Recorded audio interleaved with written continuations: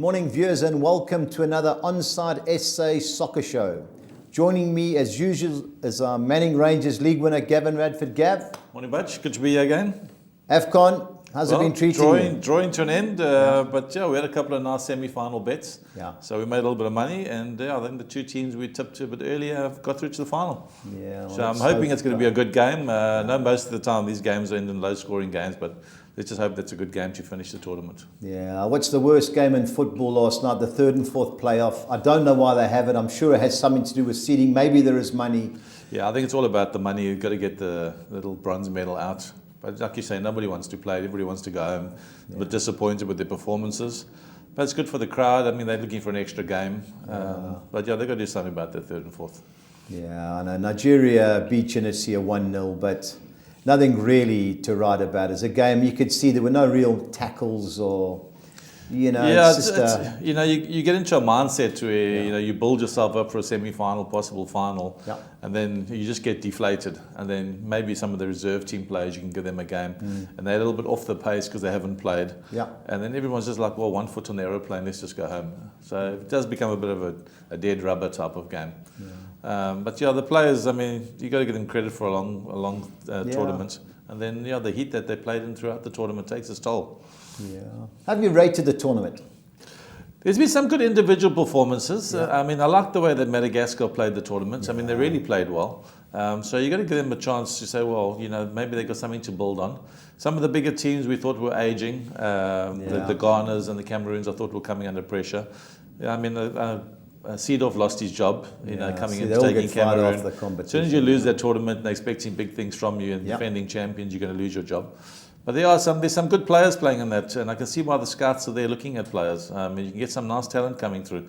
But again, I mean, we expected Senegal to be there as one of the favourites, and they did deliver. Algeria have always been there. They've been to the World Cup a couple of times, so they haven't. It's not a surprise to see them in the final. Yeah. And I think Mahrez too. He's played within his boundaries in the game, and he's kept them going. Whereas Salah tried to do too much for Egypt, and a lot of expectations fell on Salah for Egypt. So. But generally a good tournament. Well, we'll discuss the final shortly, but we're now going over to Stevie Brahma, UK correspondent. Morning, Steve. Morning, Buzz. Morning, Gav. Still celebrating from the weekend? No, absolutely. As just saying, I mean, it's. I think the cricket has sort of consumed everything over the last few weeks here. So, as I said, now we can concentrate on the football season. Yeah, 3 weeks to deadline day. Is that right? It is, 3 weeks today. I mean, it really is not long at all. And as you can see, there's a lot of talk at the moment, but there hasn't been that much action in the transfer market. So I think things are going to hot up in the next week or so. Yeah, talking of action, what the hell is going on at Newcastle? I feel for Steve Bruce. I know it's a good move for him, but I think it's the wrong time. Well, I mean, it's a terrific move for him. I mean, I think, obviously being a local boy and his family are grown up as Newcastle fans, so you can understand why he would jump at the chance. If the rumours are true, he was something like 11th choice. But good luck to him. But the Newcastle fans are not happy. I think they obviously have expectations above Steve Bruce, who's really managed a lot of his career in the Championship. I watched highlights of their game against Wolves yesterday, and they look woeful. I mean, having lost, effectively 3 forwards, if they don't spend some money and bring players in, I think they really are going to struggle this year. Yeah. Do you think, their first game was at Arsenal? We looked at before we came onto the show. Do you think the fans will start boycotting? Well, they're saying that, but then, they really are die-hard fans, and I think there may be a small number might do that, but at the end of the day, football is in their blood, so I don't think they'll want to miss too many games. Yeah. But they're not happy, and I think that the papers this morning are saying that Mike Ashley is going to make money available. Well, I think he has no choice, because having sort of sold sort of Perez and Rondon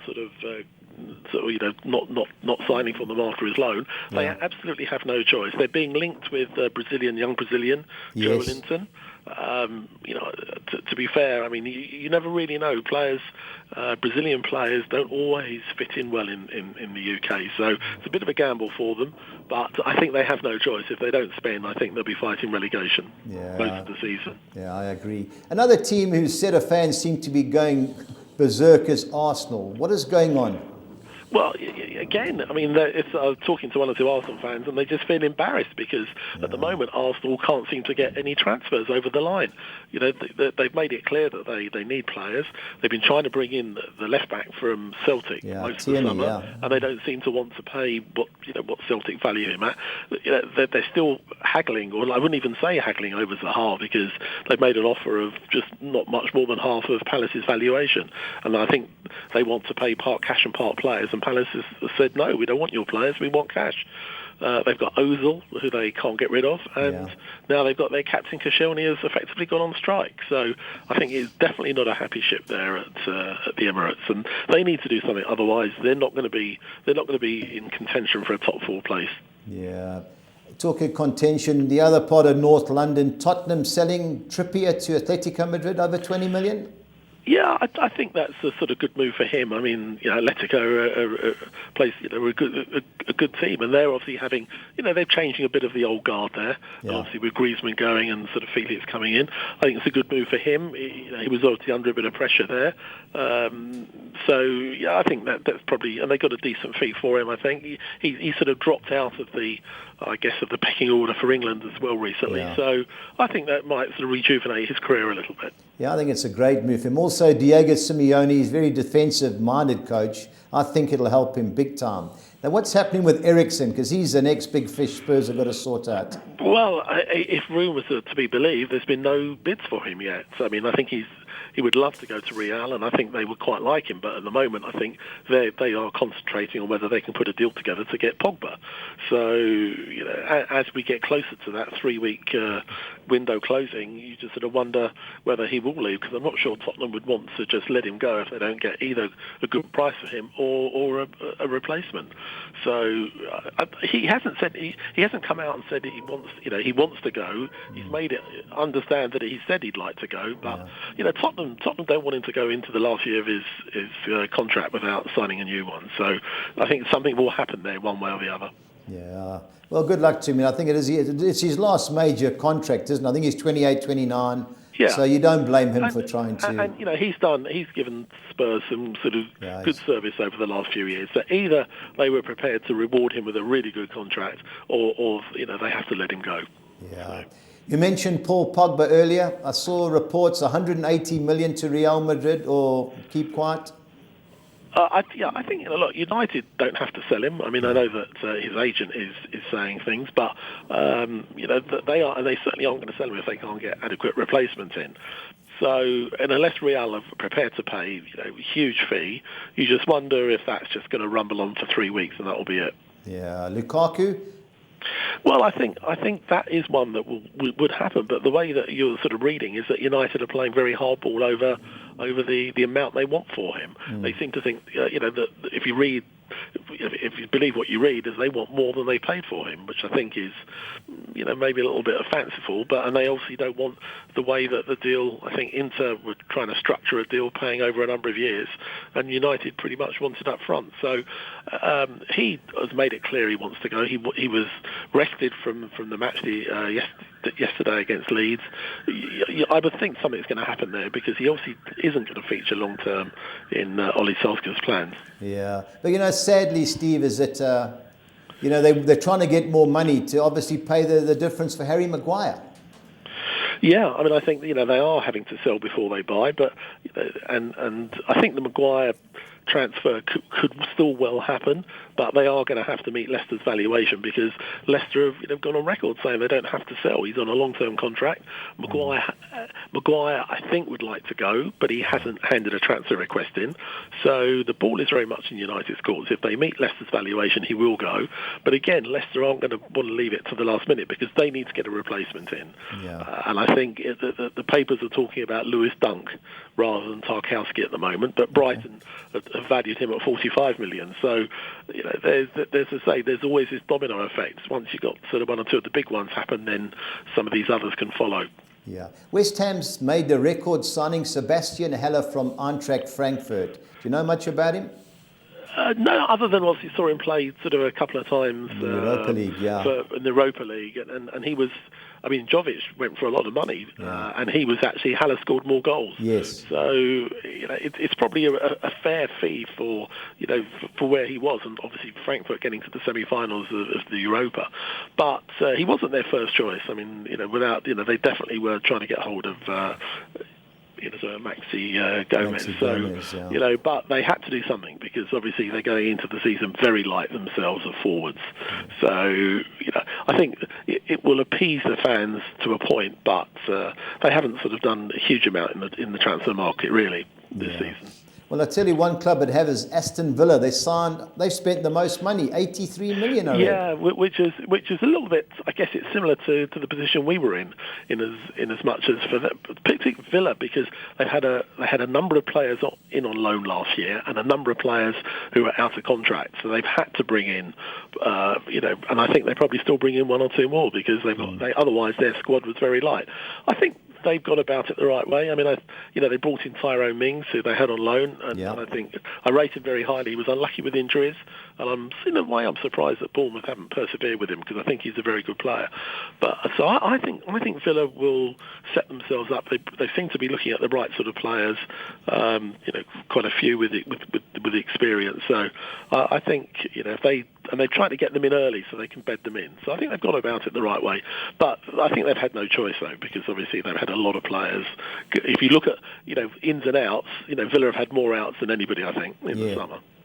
Steve, talking about the promotion club, Sheffield United, Norwich, and obviously Aston Villa, who do you think's got the best chance of staying up? Personally, I think Villa. I think that I like Dean Smith. I think he's a good manager, and I think they're bringing in the right sort of players who will do a job for them. I think, with respect to Sheffield United and Norwich, they don't have the funds to match that. If you look at sort of Sheffield United have broken their transfer record, they broke it the other day for £8 million. I mean, they just can't shop in the same supermarket and same as Norwich. Norwich have done well to keep a lot of their good young players, and I think they'll both have a go. But I think if either of them escape, I think that would be a surprise to me. Yeah, Sheffield United signed Preston's main striker. I think that was the money they spent on him. Yeah, so, $8 million for Callum Robertson. And then obviously Preston have brought in David Nugent back to that's when he started, the old Berry boy, it's a good move for us. We've got to sell. But good luck to Sheffield United. I like the way they try, and the manager doesn't squeal. He has a full go. So good luck to them.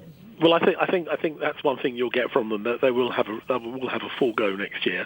But I think ultimately they probably will be found wanting because and I think they just but even if it only is for the 1 year, financially it will put them in a very, very strong position.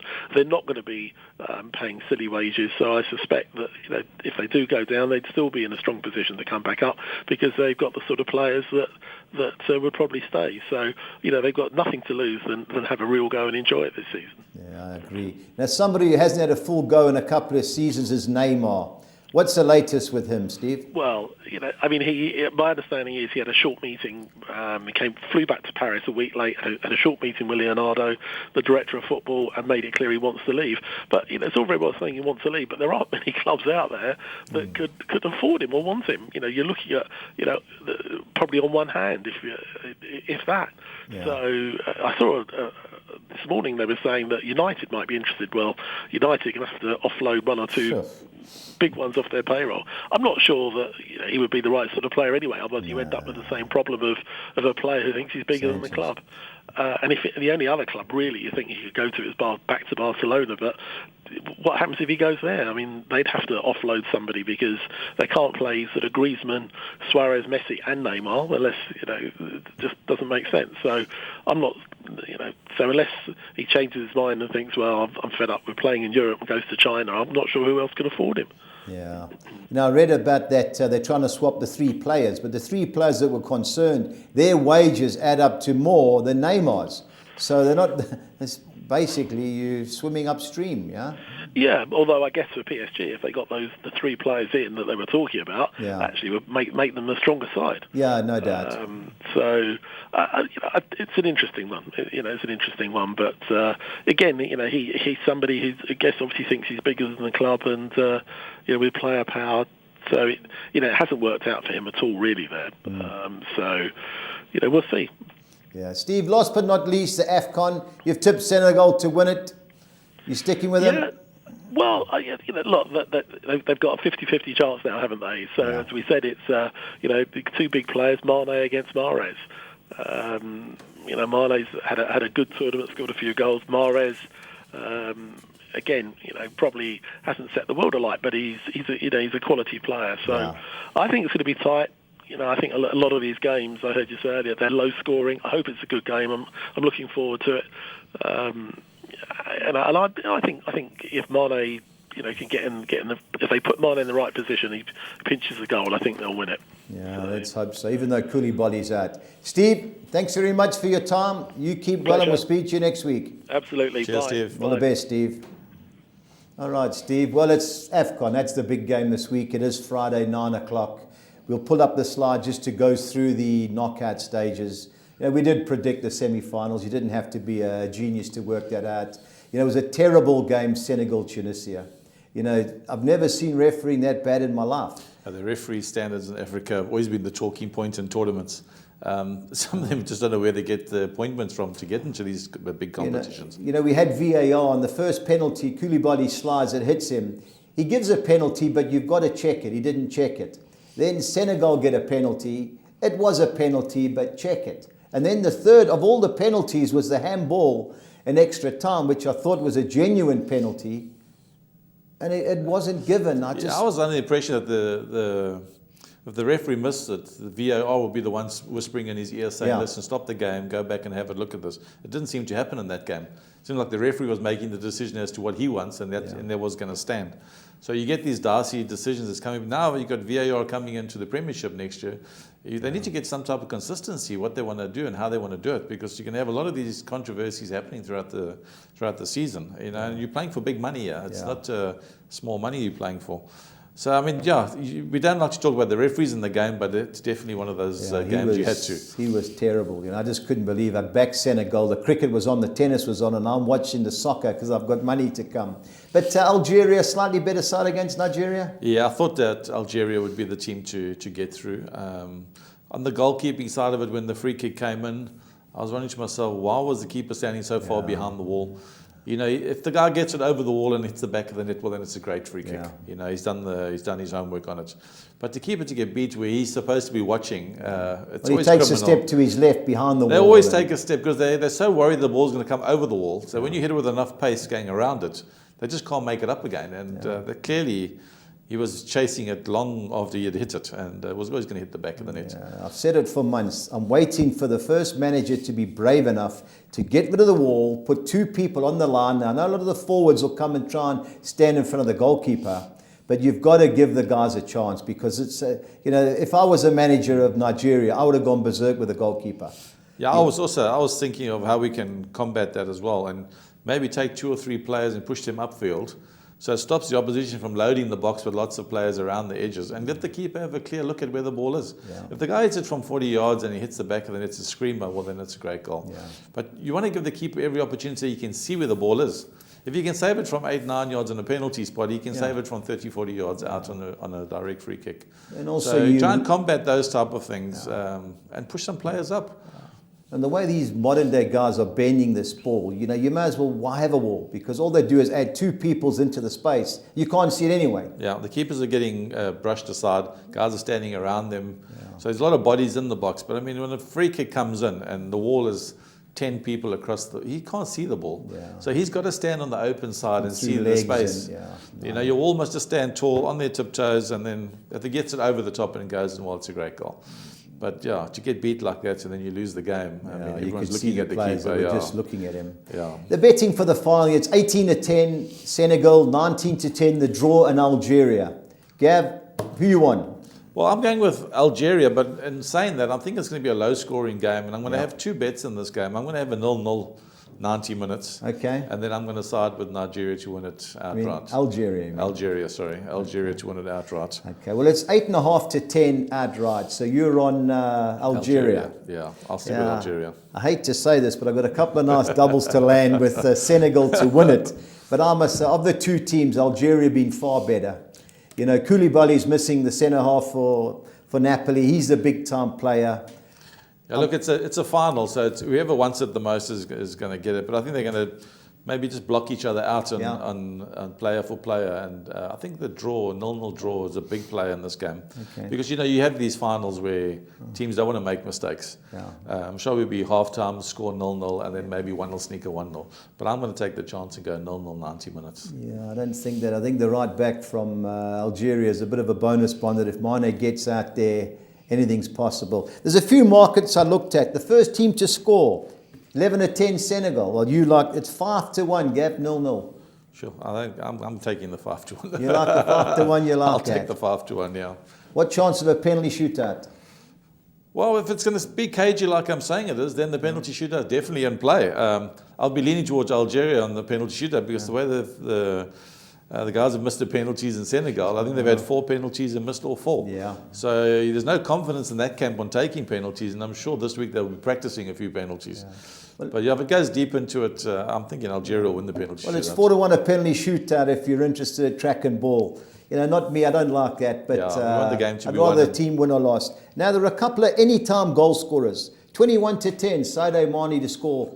Yeah, he looks like the right guy in their Yeah. team to score the goals. He is their out-and-out main striker. Everything's going to funnel through to him. And he looks like the only guy on the team that can score goals for them. Yeah. So I think he's going to be closely watched. But if you're having a bet on him, I wouldn't put it past. Yeah, he's 52-10 to be the first goal scorer. The guy I'm going to have a dip on, Idrissa Gueye, the Everton midfield player. He's been really impressive. He's 9-1 to score any time. Now we go over to Algeria. Riyad Mahrez, 32-10 to score. Yeah, look, on the dead ball situations, Yeah. I think he'll be the one stepping up for the dead ball situation because he plays wide on the right or wide on the left. He's always coming and looking to make the pass. So Yeah. I would give him a miss in their team to score. Yeah. But I think if it comes to a penalty or a free kick, then that's where he's going to get his goal. So you'll have to be hoping for around the fringes for a free kick. Yeah, my man Benija, he missed a penalty against Ivory Coast, which cost me dearly. He hit it over the bar. And he was crying afterwards when he got substituted and celebrated when we won the shootout. I like Fegoli. He plays for Galatasaray. He's the midfield player that scored against the Ivory Coast. I had a look. He's 10-1 first goal scorer. I think he may take the penalty because he's been taking a couple of free kicks other than Mahrez. So Idrissa Gueye would be my bet at 9-1 for any time goal scorer. Now here's a market where I've made a few rand on, is the bookings market. 8.5-10 over 3.5 bookings. Yes, I think this game, the deeper it gets into the game, the more fouls are going to creep in. And I agree with you. I think it's the left back for Algeria. Oh. Plays in Italy, you can see the Yeah, Italians. he's got the Italian mentality where nothing gets past him. So he would be my first player to get booked. But yeah, I'll be leaning over with that market as well. 3.5 bookings in the game, definitely. I think that's for a final, KG, definitely over 3.5 And it's bookings. 19-10 over 4.5 bookings. So I'll have another interest on that. And last but not least, can you see a red card? 4-1? Well, I think it's going to be one of those cagey games, and I don't think the guys are going to get reckless because they know the importance of the game. But, you know, you never know which team. Maybe one team goes 2-0 up, and then it becomes, well, I'm just going to kick you to pieces, and someone gets booked. But I would give the red card a miss this game. All right. Over 2.5 goals, 15-10. You take the 4-10. It's good value at 15-10 if you're looking for 2.5. But I'm leaning more strongly to the draw at a 0-0 draw at 5-1. So Remember, all those bets are 90 minutes. We go on to the major league that we're covering is the American MLS. There were games last night, and there's a couple of games tonight. But I'll go through it for you. LA Galaxy, who cost me dearly last week. They got beat at home. They 1-0 up Saturday morning when I woke up. They got beat 3-1. Couldn't believe it. They play the Los Angeles derby, obviously, against Los Angeles. Now, Los Angeles, managed by the ex-Swansea manager, Bob Bradley. They are the favourites to win the competition. I think there'll be a bounce back from Galaxy on this game. I think they need to bounce back. Playing at home in front of their crowd, they should have a good game, Yeah, I just can't have them. You know, Los Angeles are a top team. But, you know, local derbies, the form goes out the window. So if ever there's a red card, it'll more than likely be in that one. But that is Saturday morning. The second game, I think they've got the betting wrong. You know, Columbus have drawn one of the last 6 league games against a Montreal team. While they've struggled away from home, at least have been winning. I can't see how that's 9-10. Win and draw Montreal in that game. Now, Philadelphia are top of the Eastern Conference. They play a Chicago team that in the last 22 away league games have drawn 6 and lost 16. Sure. Last week, they cost me 2 bets. They couldn't beat Cincinnati at home. They got beat 2-1. 7-10 Philadelphia. Look, an absolute sitter. Toronto have come back. They've got a few players back from the Copa and the Gold Cup. I think they'll be too good for a Houston team who have lost their last 8 away from home. I think that's a long trip for Houston to get to Toronto. So, I mean, that plays a huge part in these games, and I think Toronto will get a result. They won on Wednesday night as well, Toronto. So 6-10 Toronto, look, good things. Our second page, we go on to Sporting Kansas City against Dallas. You know, 2 in-and-out teams. Sporting Kansas City have only won 2 of the last 5, but Dallas away from home have been dreadful. They've taken 1 point from the last 6 games. So Sporting Kansas City should be good things, but Dallas have the knack of turning up the wrong time and upsetting the apple cart. But you took 6-10 Sporting Kansas City. I couldn't blame you. Colorado against New York City. Now, New York City got thumped last week in the local derby, the Bronx Derby against the Red Bulls. They go to a Colorado team who've won 4 of the last 5 home games. New York City struggle away from home lately. The betting's close, but 31-10, the draw there looks an interesting play on that particular game. Now, Real Salt Lake going great. They've won the last 5 home games against the Minnesota team, who, while they sit 4th in the Western Conference, have lost 4 of the last 5 away from home. 7-10, Real Salt Lake. That's my play in that particular fixture. Vancouver against San Jose. Vancouver, last 7 games, they've drawn 3 and lost 4. They've only won 1 of the last 5 away from home against a San Jose team that have won 6 of the last 9. Away form, you know, doesn't really pan out in America. Vancouver, I can't have them, but 28-10 a draw looks a player there. And I think there'll be plenty of goals in that particular match as well. What I'm noticing in the American League is you're getting a lot of value in the teams, even if you're playing at home. So you've got to do your homework and look to see what their home form is. Especially teams flying cross traveling country. across the breadth of USL. Now, the MLS champions, Atlanta United, they've gone off the board lately, but that's been away from home. Last night, they thrashed, so they won 5-0 at home. 5-10 against Wayne Rooney's DC United, to me, looks an absolute sitter. DC United play Cincinnati away tonight, and I can't see anything but Atlanta win. Atlanta in the last 8 home games, they've won 7 and drawn 1. I think they'll be too good for DC United. Now, Cincinnati have come right. They were the stepping stone. Everyone buried them, but they've won their last 2. I can't see them beating New England. New England won 4-0 last night. They're unbeaten in 9, and 19-10 New England is my play in that particular game. Orlando City against the New York Red Bulls, Monday morning our time. Orlando, in-and-out team. Nani's there, our Man United ex-player. They've won 2 and lost 3 of the last 5 league games. They play tonight at Portland. They face a New York Red Bulls team who are hard to beat. They won the Bronx Derby, and win and draw New York Red Bulls is my selection in that particular game. Last but not least, Seattle against Portland. If ever there's a team with an outstanding home record, it's Seattle. 10 wins and 2 draws in the last 12 against a Portland team who, while they play at home tonight, I think are going to struggle. Seattle, 8-10 is my play.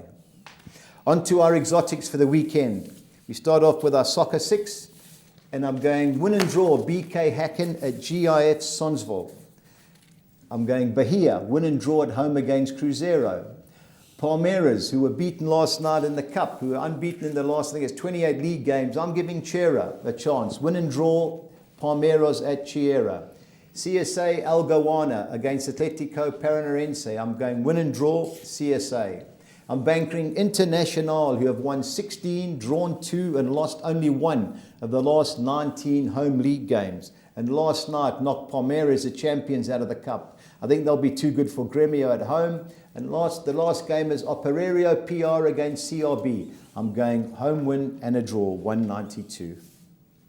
Our second soccer 6 is the American MLS one. I'm going the field in the Columbus Crew Montreal Impact game. I'm banking Toronto to beat the Houston Dynamo. I'm going Colorado Rapids, win 1-2-3 against New York City. I'm going Sporting Kansas City, win and draw against Dallas. I think the Real Salt Lake will be too good for Minnesota. And I'm starting with the away team, San Jose Earthquakes, win and draw at Vancouver, 2-1-6. Soccer 10, I'm going Palmeiras, win and draw at Sierra. I'm going CS Alagoa, win and draw at home against Atletico Paranaense. I'm bankering Internacional to beat Grêmio. I'm going with a field in the Columbus Crew Montreal Impact clash. I'm bankering Philadelphia Union to beat Chicago Fire. To the second page, I'm going Toronto to beat Houston Dynamo. I've sided with Sporting Kansas City to beat Dallas. I've gone the field in the Colorado Rapids New York City game. I've bankered Real Salt Lake to beat Minnesota. And I've gone the field in the Vancouver San Jose Earthquakes, 2-1-6. On to the Soccer 13, which is a carryover again. I've bankered ARK Stockholm to beat Helsingborg. I've gone Örebro to beat Örebro win and draw at home against Falkenbergs. I've sided with BK Häcken to get a good result at GIF Sundsvall. I've bankered Degerfors to beat Gaze Gothenburg. I've gone Varberg's Boys, win and draw at Dalkurd. I've gone Bromma Pochkana, win and draw at home against Norrby. I've sided with Albright to get a positive result at RK Fresh. Second page, I've bankered Philadelphia Union to beat Chicago Fire. I've gone with RFK Gothenburg to beat AFC Eskilstuna. I've gone Malmo to be too good for Sirius. And I've gone Norrköping, who play in the Europa League tonight, to be under pressure against Östersunds. I've gone Norrköping, win and draw against Östersunds. I've gone the field in the Mjölby Halmstad game, and bankered Ostis to beat Trelleborg, 3-26. On to our budgies bets for the weekend. Kick off with an American quartet. I've gone New England to beat Cincinnati. I've gone Philadelphia to beat Chicago. I've gone Real Salt Lake to beat Minnesota. And I've gone New York Red Bulls to get at least a draw at Orlando City. Our Swedish quad, I've gone AOK Stockholm to beat Helsingborg. I've gone Djurgårdens to win at Kalmar. I've gone Malmo to beat Sirius and over 2.5 total goals. And I've gone Hammarby to beat Elfsborg and both teams to score, 3,000 to 200. On to our Brazilian quad, I've gone Atletico Mineiro to beat Fortaleza. I've gone Avar to win at home against Goiás. I've gone Internacional to beat Grêmio, and I've gone Sao Paulo to beat Chapecoense, 2,300 to 200. My both teams to score sides are Colorado, New York City, Seattle, Portland, GIF Sundsvall, Häcken, Bahia Cruzeiro, and Vasco da Gama Fluminense, 2,700 to 200. My handicap treble for the weekend, I think Malmo will beat Sirius, Philadelphia will beat Chicago, and Sao Paulo will beat Chapecoense, all by more than one goal. 11-1, 2,200 to 200. And our Collis King 6 on Nexa, I've gone ARK Stockholm to beat Helsingborg. I've gone Malmo to beat Sirius. I've gone Atlanta to beat DC United. I've gone New England to win at Cincinnati. I've gone Atletico Mineiro to beat Fortaleza, and Sao Paulo to beat Chapecoense, 3,800, 200. Gav, you love a punt. What are you going for? I'm going to go with the Algeria-Senegal game. I'm going to take the 0-0 draw, the good value at 5-1. I think it's going to be a cagey final. Okay. I'm going to be leaning towards that way. 0-0. All right. Anyway, after another successful weekend, where our best bet and best value bet, my best bet for the weekend's Internacional. As I said earlier, they won 16 of the last 19 home games against a Grêmio team. You know, poor away form, even though their recent form at home is decent. They're 12 to 10 as I checked this morning. And my best value bet has to be New England. Unbeaten in 9 against a Cincinnati team I don't think are too good. 19 to 10, New England. All of yours have a happy and safe punting weekend. Just remember, stay on side.